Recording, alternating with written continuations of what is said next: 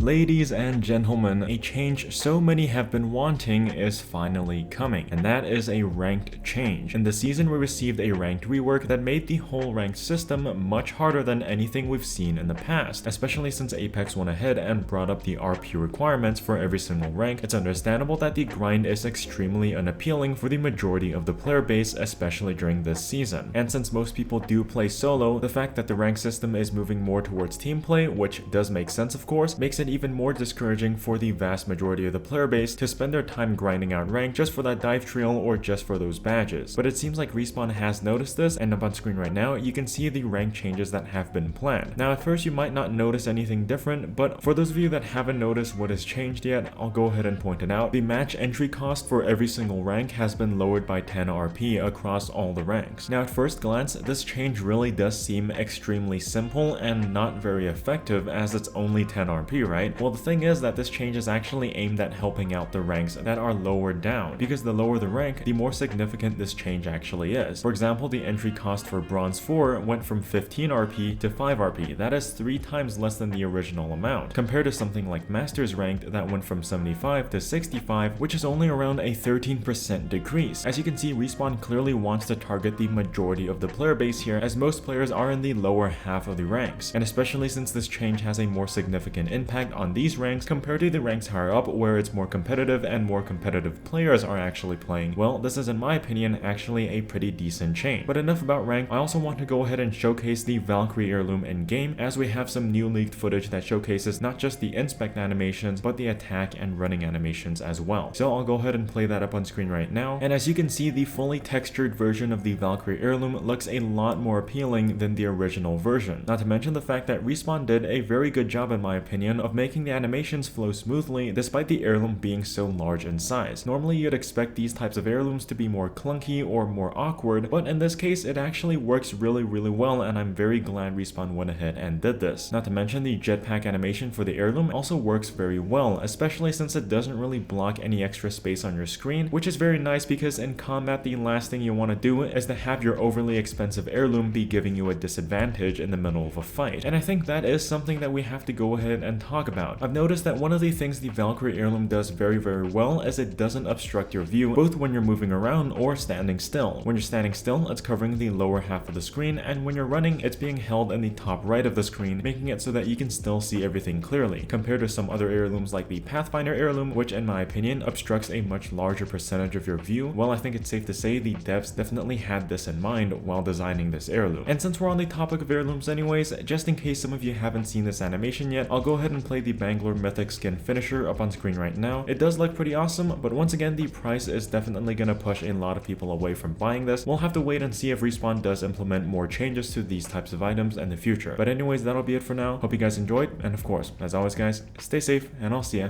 in the next one. Peace out.